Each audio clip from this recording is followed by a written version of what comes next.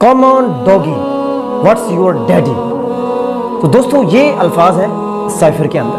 تو دوستوں آپ حیران ہو جائیں گے کہ کیسے کیا الفاظ جو ہے نا اس سائفر کے اندر استعمال کیے گئے ہیں. وہ جو ہمارے آقا ہیں, جو ہمارے حکمرانوں کے آقا ہیں, امریکہ سردار, امریکہ ٹھیکیدار, اس نے ہمارے حکمرانوں کے لیے کیا الفاظ استعمال کیے ہیں.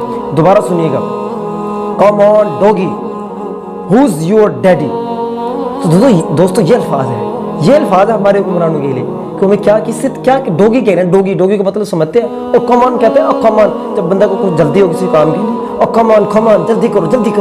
تو یہ والے الفاظ ہیں. اور بھائی جلدی کرو, خان صاحب کو نکالو, اس کو پھینکو, یہ ہمیں پسند نہیں ہے, یہ ہمیں اچھا نہیں لگتا, یہ ہمارے خلاف ہے, نکالو اس کو.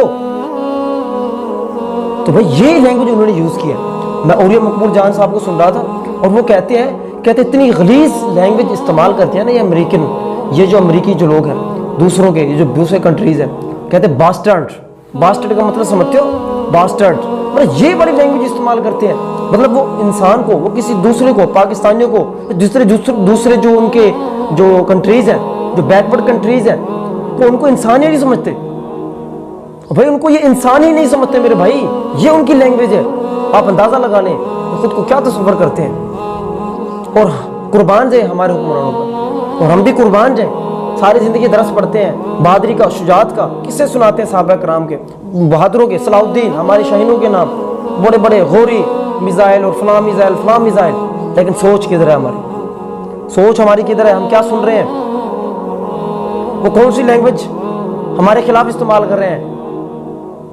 تو دوستو یہ ہے ہماری اوقات, دیکھ لیں آپ ذرا. ہم تو غلاموں سے بھی کوئی آگے کی چیز ہے. ہم تو شاید پتہ نہیں کیا غلام ابن غلام بن چکے ہیں. افسوس ہی کر سکتے ہیں, افسوس. اس سے بہتر ہے کہ بندہ ڈوب کے مر جائے.